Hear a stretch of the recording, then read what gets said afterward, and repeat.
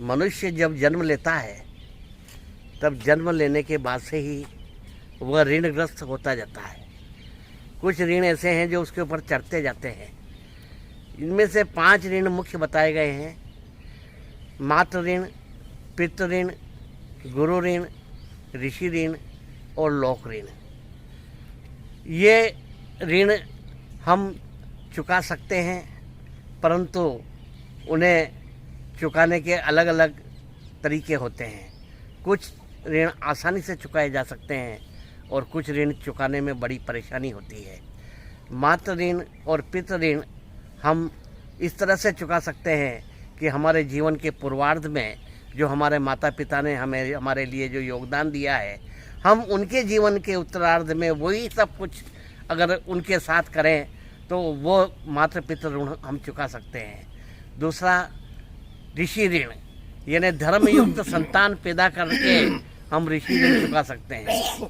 लोक ऋण, यानी हम जब मरते हैं तो उसके बाद में हमारा शवदाह करने के लिए इतनी लकड़ी लगती है कि एक पेड़ से जितनी लकड़ी प्राप्त होती है, तो हम यदि हमारे जीवन में एक पेड़ लगाएं तो उस लोक ऋण से भी हम ऋण हो सकते हैं। परंतु चौथा ऋण जो है गुरु ऋण, यह ऋण बहुत ही कठिन है चुकाना, क्योंकि उसके लिए लिखा है कि यह तन विष की बेलरी, गुरु अमृत की खान, शीश दिए और गुरु मिले तो भी सस्ता जान। अब शीश दे करके भी गुरु का ऋण नहीं चुका सकते, तो गुरु का ऋण जो है वो बहुत बड़ा होता है, और इसलिए गुरु का ऋण बड़ा होने के कारण गुरु को भगवान से भी बड़ा माना गया है। तुमते अधिक गुरु ही जिए जानी, सकल भाई से वही सन्मानी। यानी गुरु को ईश्वर से भी बड़ा बताया गया है। तो गुरु का ऋण जो चुकाना है वो बहुत कठिन काम है। ऋषि महात्मा बुद्ध से उनके शिष्य आनंद ने पूछा कि ये गुरु का ऋण हम कैसे चुका सकते हैं। तब महात्मा बुद्ध ने कहा कि गुरु का ऋण हम इस तरह से चुका सकते हैं कि लोगों को जगाओ, जागृत करो, तभी तुम गुरु का ऋण चुका सकते हो।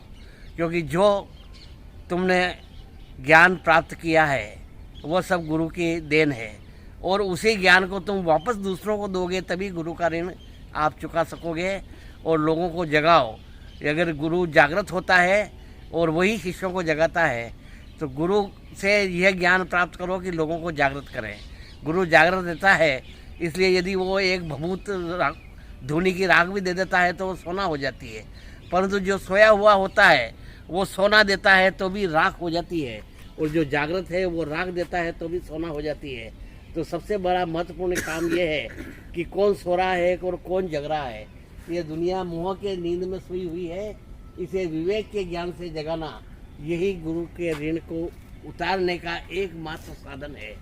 इसलिए यही विचार मन में आने के कारण आज से 18 वर्ष पूर्व यहाँ पर आध्यात्मिक चेतना अभियान की स्थापना की गई, और लोगों को जागृत करने के लिए गुरु के ऋण को उतारने के लिए प्रयास निरंतर किए जा रहे हैं। और यही एक मात्र उपाय है जिससे हम गुरु के ऋण को उतार सकते हैं। इसलिए लोगों में चेतना जागृत करें, जो भी हमारी क्षमता है और हमारी संभावना है उसका पूरा दोहन करें, और हम लोगों को जागृत करें, चेतन करें और गुरु के ऋण को उतारें। इसके अलावा इस दुनिया में गुरु के ऋण को उतारने का कोई उपाय नहीं।